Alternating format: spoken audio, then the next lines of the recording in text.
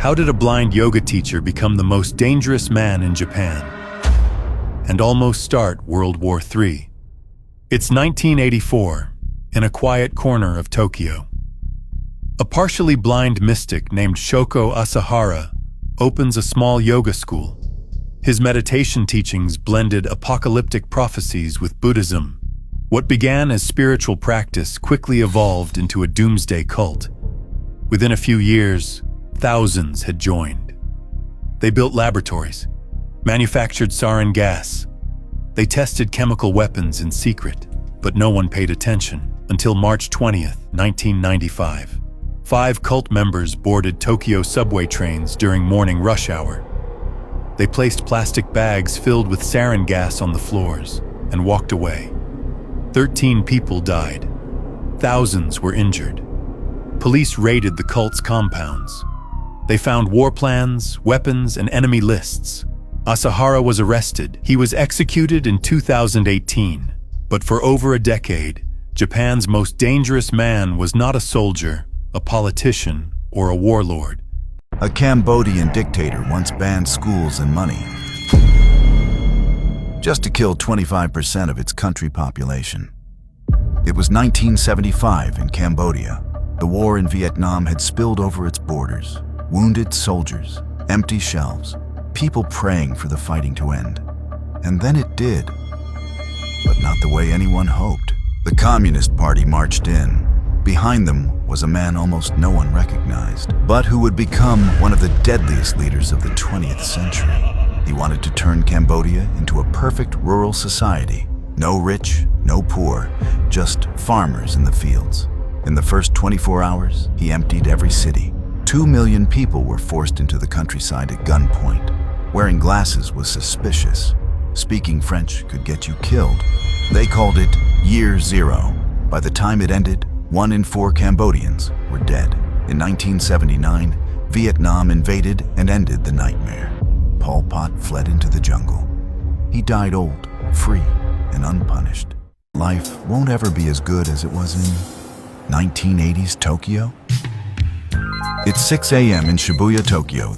You wake up to the hum of a neon skyline in the richest city on earth. Outside, it's over 30 degrees and humid, but that won't stop you from rocking your sharpest tailored suit.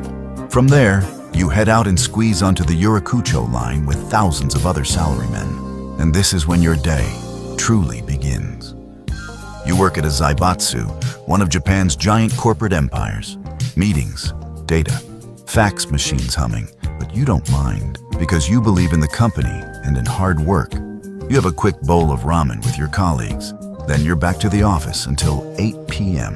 After work, you head to an izakaya, beer, sake, and grilled yakitori under warm paper lanterns.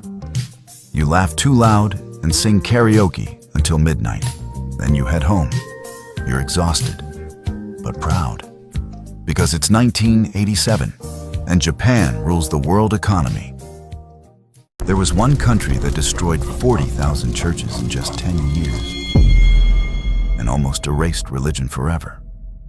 After the 1917 revolution, the Soviet Union launched a war, not on people, but on God.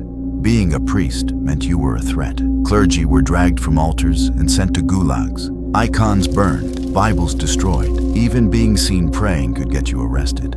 Children were told faith was a sickness. Textbooks mocked religion. And some schools even rewarded students for reporting their own parents. Still, faith refused to die. Priests performed baptisms in secret, whispering prayers no one could hear. But then, the system cracked. During World War II, the system needed the church to rally the people. And after decades of persecution, the Russian Orthodox Church slowly came back to life. By the 1990s, when the USSR collapsed, new churches were built, old ones reopened, and millions returned to faith. The Soviet government sent thousands of children to march in Kiev, just 5 days after the Chernobyl disaster. On the 26th of April, 1986, Chernobyl exploded. Radiation was already reaching Kiev within hours. The government knew, but they said nothing. Just 5 days later, May Day arrived, And in the USSR, canceling a parade meant chaos. Doctors warned them, but the warnings were buried. Parents were told it was safe, so they sent their children to march. Red scarves, little flags, thousands of kids parading under radioactive skies. They smiled, they waved, but they also coughed. And then, years later, their desks were empty. Cancer, scars, silence. The fallout didn't stop at the parade. It kept marching with them for life.